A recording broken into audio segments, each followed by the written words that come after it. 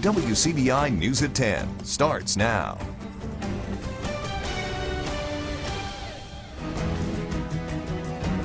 A driver is in jail tonight after leading law enforcement on a chase and allegedly ramming a police car in Verona. State troopers tried to stop a truck on Highway 278 this afternoon near the Natchez Trace Parkway. The pursuit ended on Palmetto Road. Law enforcement say the driver of the truck rammed an MHP vehicle, causing that cruiser to hit an unmarked MHP car. Nearby residents reported hearing gunshots, but no one was injured. MBI is investigating this case. A nonprofit group that helps strengthen families in Mississippi is trying to help inmates lead productive lives once they leave jail. Our Allie Martin sat in on a re-entry class and tells us how inmates are learning life skills. For 4 days a week, when you're abstinent, you're abstinent from all of it. Tony Corey is in a jail in northeast Mississippi teaching inmates various life skills. I have the opportunity to teach addiction classes and parenting classes, conflict resolution, about healthy relationships. Corey is a counselor who leads the re-entry program for the Family Resource Center. The goal is simple: to prepare inmates for life and steady employment when they are released. Corey emphasizes the importance of parent-child relationships. He read a well-known Dr. Seuss book to this class of female inmates to show the importance of quality time. I do not like them in a house. I do not like them with a mouse. I do not like them here or there. I do not like them anywhere. I do not like green eggs and ham. Inmates volunteer for the program. Kayla Martin started the course 3 months ago at the Lee County Jail. She appreciates the real-life lessons and believes it will make a difference once she is released. I've learned about all different kinds of drugs and how to overcome it and how to get better, and it's just taught me a lot being here. And it just shows me what to expect when I get home and how to go about being a better parent and everything else, and how to overcome my struggles. Corey has been part of the re-entry program for a while, and he has seen the results firsthand. Last year I was getting set to go on vacation, and I stopped at a fast food restaurant, walked inside, and I was standing in line, and I got a tap on my shoulder. And I turned around, and the woman was standing there with her child, and she said, "You probably don't remember me, but I took classes from you in the jail, and I am back at home, I've got a job, and I've got my child. And if that doesn't make it worth it, nothing does." Corey knows these ladies can have the same results with the right skills, lifestyle changes, and a strong support system. Allie Martin, WCBI News. Now, the re-entry program does continue for students after they're released. The Family Resource Center hopes to expand the program to more counties in the future. The Tupelo Public School District is stepping up security at its campuses. The district and the Tupelo Police Department have agreed to add 3 additional school resource officers next school year. Now, the school district will pay for the new positions. Administrators and police agree that the new move was needed to carry out security plans. Plus, it gives students an opportunity to build relationships with the police department. Faster the response, the better. Having someone on site makes all the difference, you know, and it's just another example of what we like to call the one single heartbeat, is when a group of people in a community come together and do whatever is necessary to protect children. They're here in the morning when the kids come to school, starting at kindergarten all the way up to seniors in high school. We're building relationships and doing different camps, and you know, the Junior Police Academy, the DARE camps, teaching DARE in school, gang prevention. Now, the new officers will start in July. Well, all too often, the warning signs are there. I'm talking about warning signs of a mental health issue after a tragedy. New school shootings are putting the topic back in the national conversation. Professionals gathered for a children's mental health summit in Jackson today. Courtney Ann Jackson was there and has more on the conversation.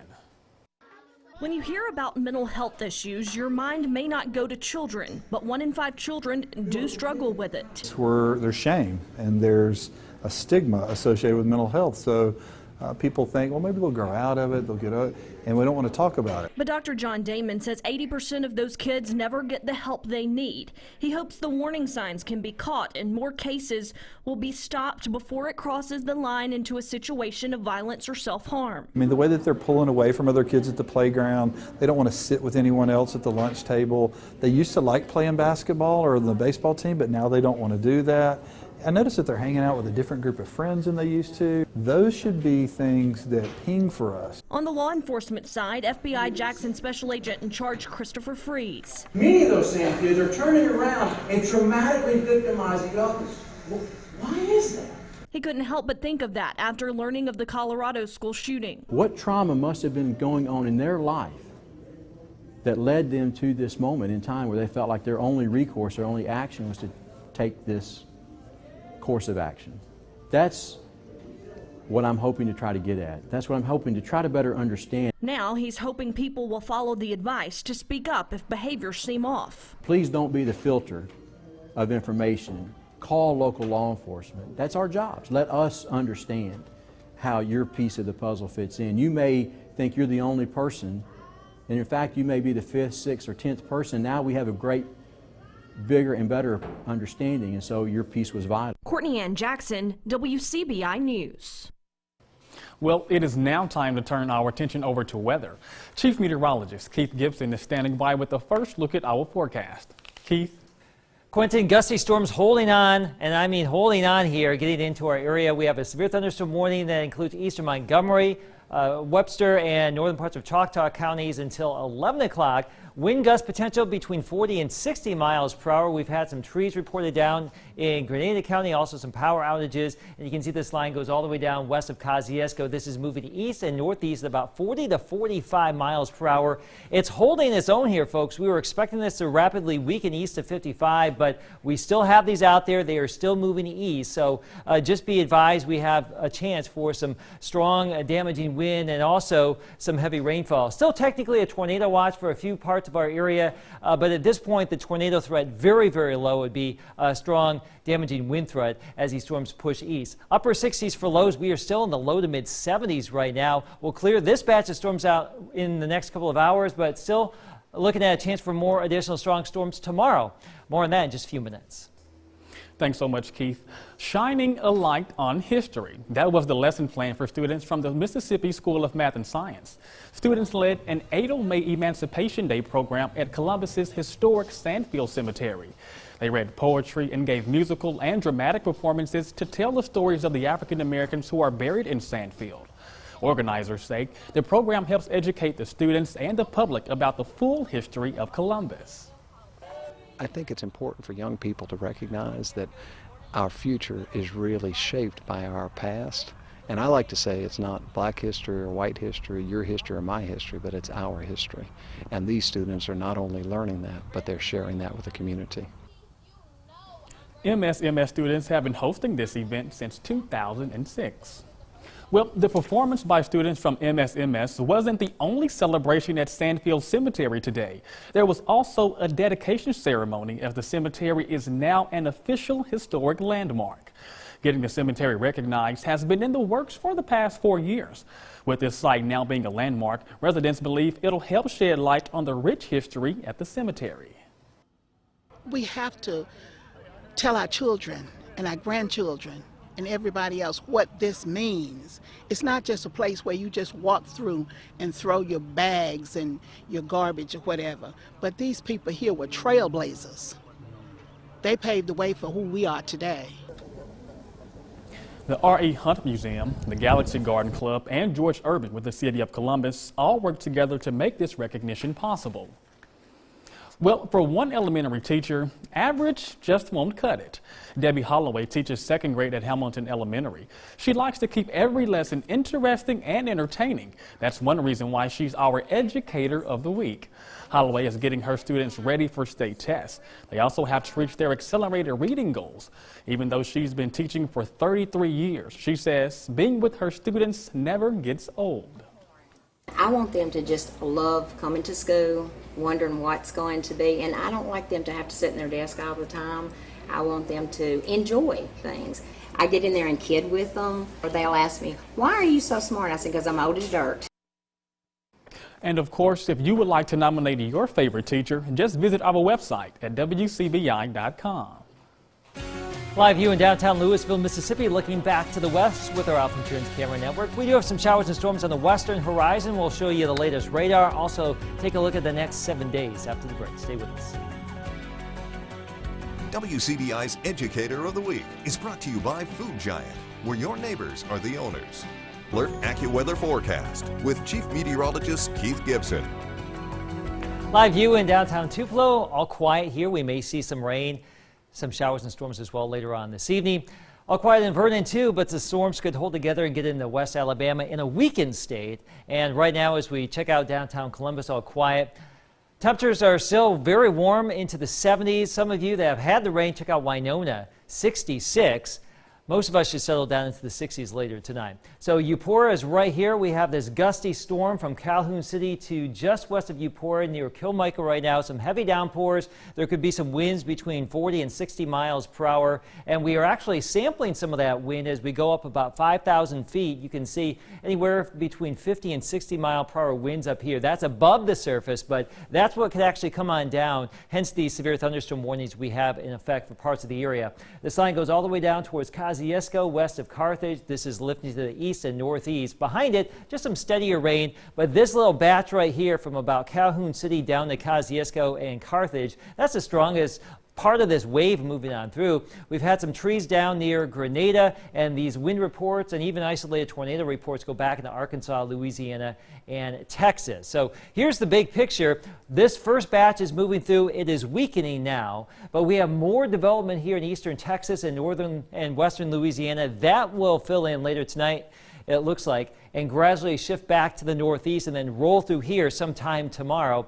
Now, I'm going to show you a futurecast. Now, take this with a grain of salt. We have this activity coming through. It's expected to weaken over the next couple of hours, but as we showed you there, some redevelopment possible later on tonight, tomorrow morning, and there's an opportunity that some of that could come on in and redevelop during the day, but the models are having a very difficult time with this. We just do not know if we will have strong storms in the morning or the late morning or the afternoon. Your guess is as good as mine at this point, considering some of this information we've been watching out for. But we're just going to broad brush this through the night into tomorrow. Wind will be the main threat, it looks like, and heavy rainfall. Lots of lightning, too. The hail threat is there, but low. The tornado threat is there, but on the lower end of the spectrum, too. So wind and heavy rainfall, the main threats. We'll continue to watch it here. And again, as new information comes on in and as storms fire, we can actually track them and get a better handle. But until they redevelop later on tonight, we just don't know exactly what's going to happen tomorrow. So there could be a shower storm at any given time. Just be prepared. Any one of those storms could be on the strong to severe side. If we're lucky, a lot of this will be out of here by mid to late afternoon. Temperatures will range from the 70s to lower 80s. Here's your AccuWeather 7-day forecast. We are still expecting more unsettled weather Friday, Saturday, Sunday. Between now and Sunday, we may squeeze out an additional 2 to 4 plus inches of rain. Drier air by Monday and Tuesday. There's your forecast. More of the show after the break. It's sometimes called the silent killer. High blood pressure affects millions of Americans. In tonight's Health Talk with Baptist, we take a look at some of the risk factors. What are the causes, risk factors, and symptoms of high blood pressure?